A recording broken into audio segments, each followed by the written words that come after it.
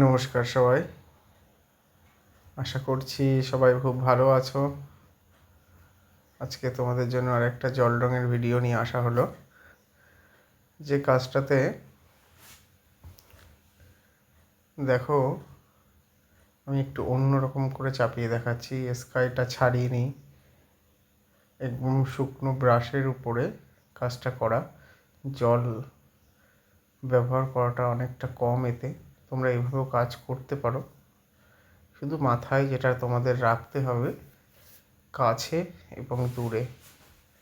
কাছে একরকম কালার, দূরে আর এক রকম।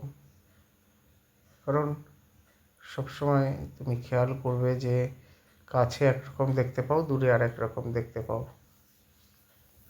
সেই জন্য এটা খেয়াল করতে হবে। এবং এই কাজগুলো তুমি যত ফ্রিভাবে করতে পারবে, তত তাড়াতাড়ি জল রঙটা শিখে যাবে। দেখো, প্রত্যেকেই জল রঙের জন্য বিভিন্ন রকম মন্তব্য দেয়, আর আমি মন্তব্যটা দিই একটু অন্য রকম, যেটা তোমার ভবিষ্যৎ যখন ওয়াটার কালার করবে বা জল রঙ করবে তখনই কাজে লাগবে। তাই সবাইকে বলছি, কাজটা দেখো কীভাবে কাজটা করা হচ্ছে। এবং এই যে তাল গাছ, আমাদের গ্রামের রাস্তা, এগুলো খুবই কমন, কিন্তু তার মধ্যেও কিছু ব্যাপার থেকে যায় যেগুলো করতে খুব প্রচুর পরিমাণে আমার ভালো লাগে।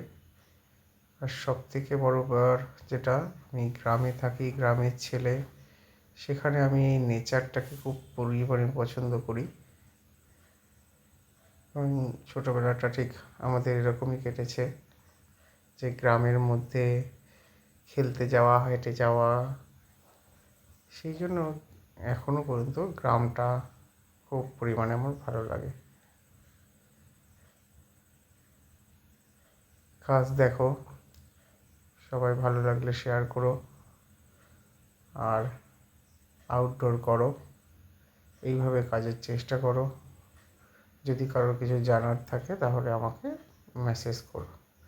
Tata, bye. দেখা হচ্ছে আবার একটা ভিডিওতে। ভালো থাকবে সবাই।